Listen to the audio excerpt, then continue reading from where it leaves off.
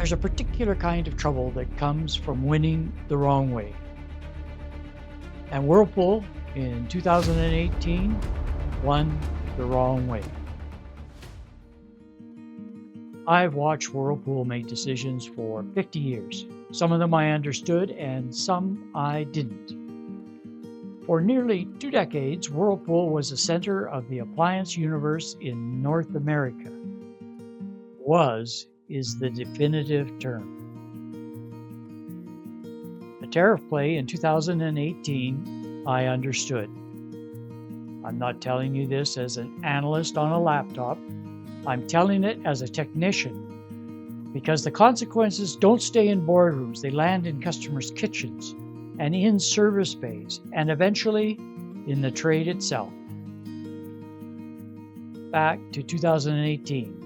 Whirlpool went to Washington and they had a problem. LG and Samsung were starting to eat their lunch in the mid-range market. Rather than out-engineer them, Whirlpool lobbied for tariffs. A safeguard tariffs, up to 50% on imported washing machines above quota. Good for them, they got exactly what they asked for.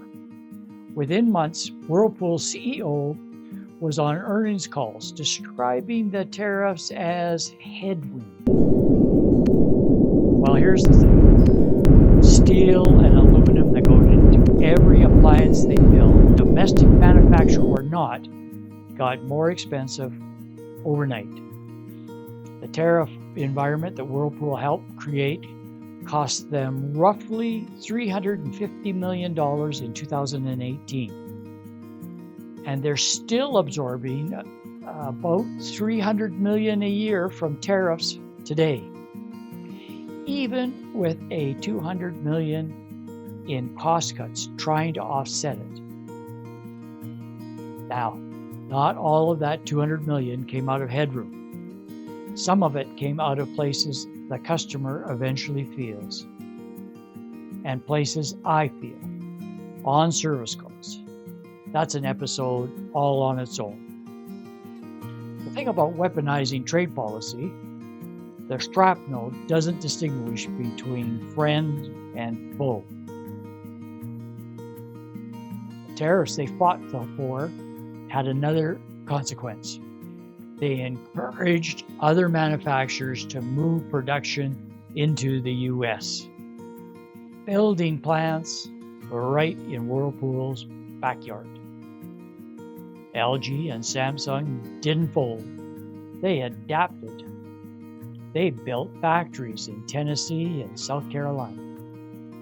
And while they were adapting, they were watching Whirlpool really carefully, learning how a company that once dominated the mid-range operates, how it prices, how it positions. Then they did it better. They watched Whirlpool turn products into line items and customers into spreadsheet cells. A mega corporation owned and steered by large institutional holders started to behave like an annuity, living off brand recognition, squeezing costs, and calling that a strategy. Ironically, with more manufacturing moved onshore and the market rebalanced, the companies that treated product and service as priorities started to gain ground. And the annuity model started losing to operators who still acted like appliance companies. Today, LG and Samsung lead all major appliance brands in customer consideration. Whirlpool has dropped market share. Their stock is down more than 50% from its 2021 high. Now, I'm not a bond analyst, but when all three major rating agencies put your debt in junk territory in the same year, that's not an opinion, that's the market filing its report card. Moody's, Fitch, S&P, all downgraded Whirlpool below investment grade in 2025. And in February 2026, one of their largest shareholders, Appaloosa, sent a letter to the board describing management's recent decisions as a striking lack of judgment. The same letter accused this management team of destroying hundreds of millions of dollars in shareholder value. Shareholder letters don't use language like that lightly. Now here's where it gets complicated and personal. Sub-Zero, Wolf, and Cove don't manufacture in Mexico. They don't build in Asia. They build in Madison, Wisconsin, and Goodyear, Arizona. And they're expanding other places in the U.S. They are arguably the most authentically American luxury appliance manufacturer in existence.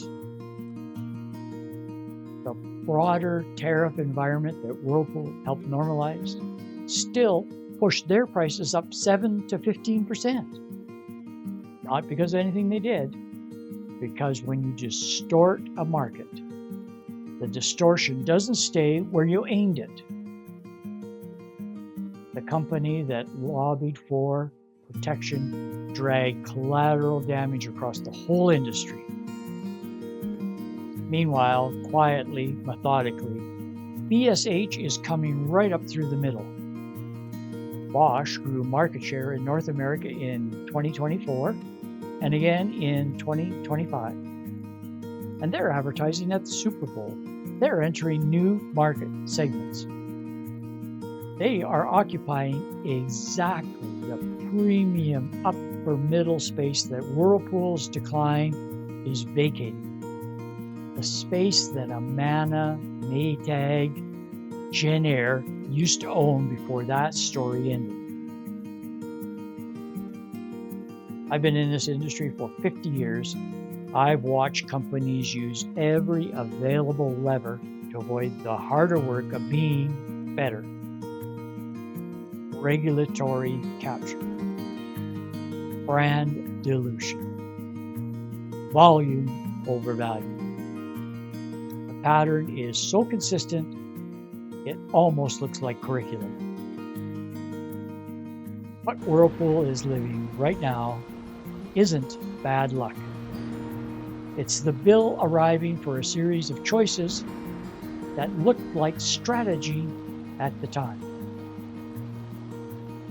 For almost 20 years, Whirlpool has behaved less like an appliance company and more like a financial asset. Cost-cutting became the strategy. Consolidation became the culture. And the reputations of the brands they bought became the fuel that kept the machine running.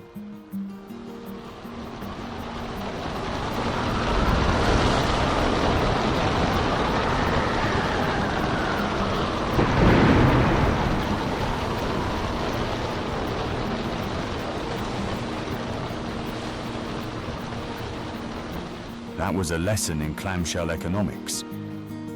The world changed. LG and Samsung didn't just compete. They built factories, innovated faster, and earned the trust Whirlpool assumed it already owned.